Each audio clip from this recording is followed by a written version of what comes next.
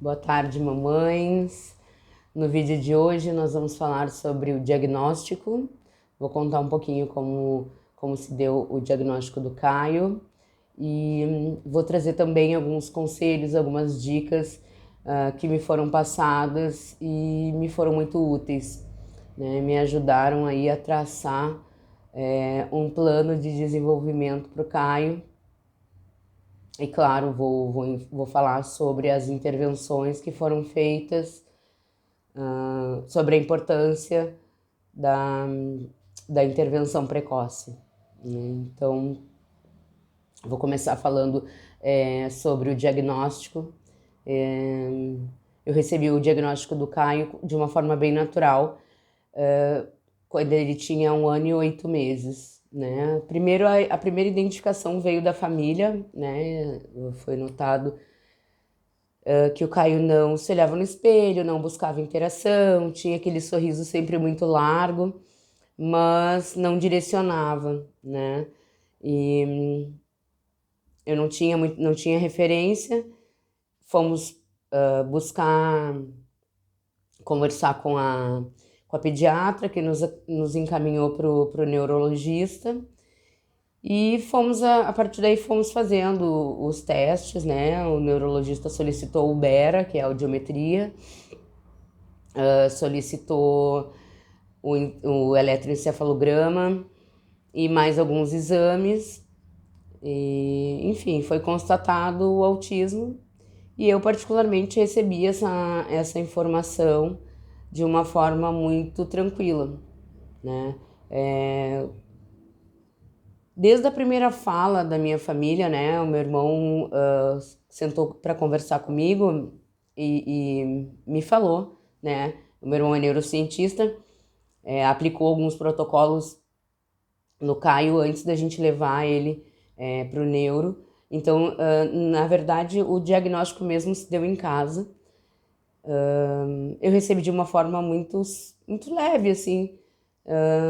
Não, talvez pela minha ignorância, eu não sabia exatamente o que era o autismo, não me abalou emocionalmente essa notícia, né? Eu só fiquei sem saber por onde começar, o que eu deveria fazer.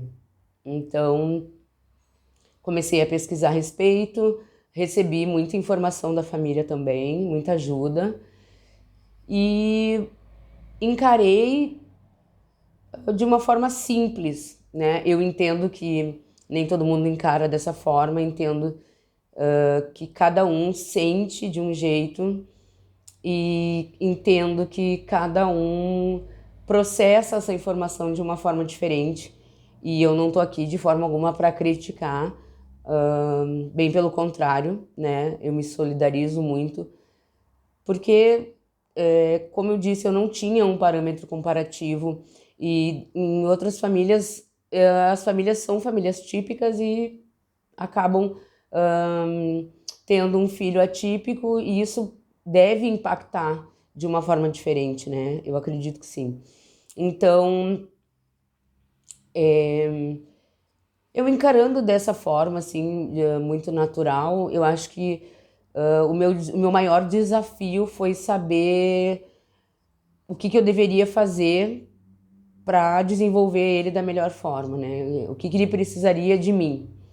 Então, eu fui buscar informação, conversei com inúmeras pessoas. O diagnóstico do Caio veio ali no quase pós-pandemia, estava finalizando a pandemia, então não se tinha ainda reaberto as clínicas, os atendimentos. Então a gente começou a desenvolver ele em casa, né? O Guilherme, o meu irmão, acabou fazendo todo um trabalho com ele durante 5 meses, diariamente, para desenvolver a parte motora. Então foi muito importante.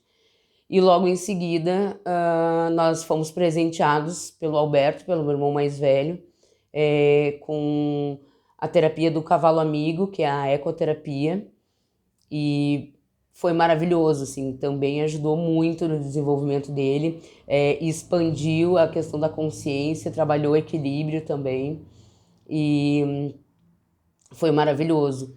E quando, logo em seguida, quando as coisas começaram a se normalizar, né, pós-pandemia ali, a gente foi buscar intervenção com fono, né, fonoaudióloga, terapeuta ocupacional, que inclusive segue conosco até hoje, a Nath, e a psicopedagoga, né? Então a gente conseguiu juntar essas 3 terapias. No início foi bem precário, porque os horários eram bem restritos, as consultas eram apenas de 30 minutos, então foi bem pesado no sentido de muito mais tentar organizar uma rotina, mas pelo menos a gente já tinha uma ideia ali de como seria. E o Caio foi se desenvolvendo e a gente foi incrementando um pouco mais. Lá no início, voltando um pouquinho, porque eu vou fazer um vídeo só sobre as intervenções, né?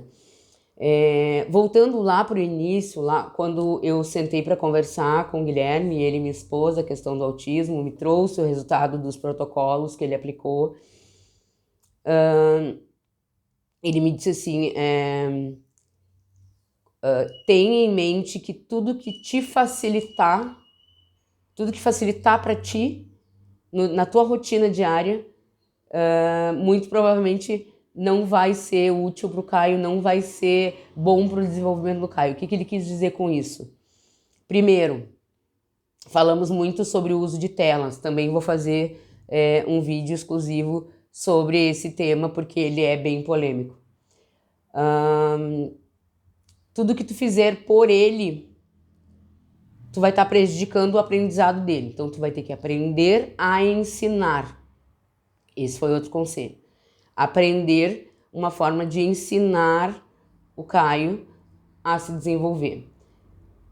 Outra coisa que eu ouvi foi que o óbvio nem sempre é óbvio. E isso no início eu não entendi. Mas com o decorrer, o passar do tempo, eu passei a entender que o óbvio não é óbvio para todo mundo, né? O que é óbvio para mim não é para você, o que é para você não é para mim. Tudo tem que ser explicado. E uma coisa muito curiosa, quando eu fiz a anamnese do Caio, a segunda anamnese dele, que foi com a fono, contei toda a história do parto, da gestação, do parto, enfim. E no final da anamnese, a Sabrina me disse assim, o que tu espera para ele? E eu tinha um texto muito, muito bonito. E aí eu disse, eu espero que ele seja feliz, eu espero que ele se desenvolva da melhor maneira, na forma que ele conseguir, e que realmente ele seja uma pessoa feliz e consiga se gerir, né? Porque ele é filho único e um dia eu não vou estar mais aqui. E ele precisa ter autonomia. Passado, e aí encerramos a anamnese e tal, e passado um tempo, as cobranças vieram para mim, né? O Caio já, enfim, já toma água sozinho, o Caio já come sozinho, o Caio já... Não. E as respostas eram sempre não.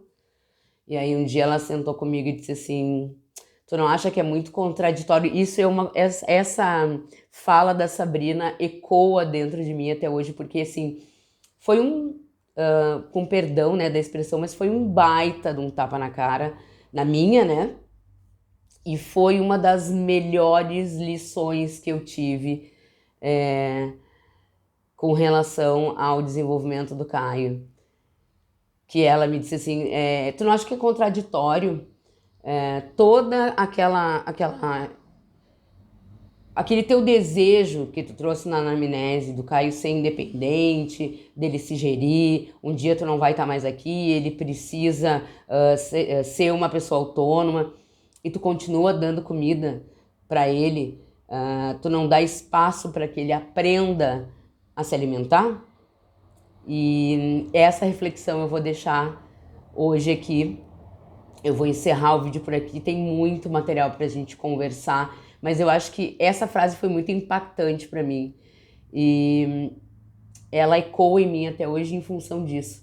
Toda vez que eu me pego dando um atalho pro Caio, eu me lembro dessa frase, eu me lembro da Sabrina e dou um passo para trás, reflito e vejo de que forma eu posso ensiná-lo para que ele sim seja um ser humano autônomo, né? E eu preciso prepará-lo para isso. Então, essa é a reflexão que fica hoje. Foi muito bom conversar aqui com vocês e trazer essas abordagens. Por favor, sintam-se à vontade em comentar. E se vocês lembrarem de alguém que esteja mais ou menos nesse momento, passando por isso, com algumas dúvidas, se vocês entenderem que esse vídeo pode ajudar alguém, por favor, enviem. E eu estou à disposição também, o meu e-mail fica ali disponível, o meu contato fica disponível e sempre que eu puder ajudar, estou à disposição, certo? Até o próximo vídeo, então. Tchau, tchau.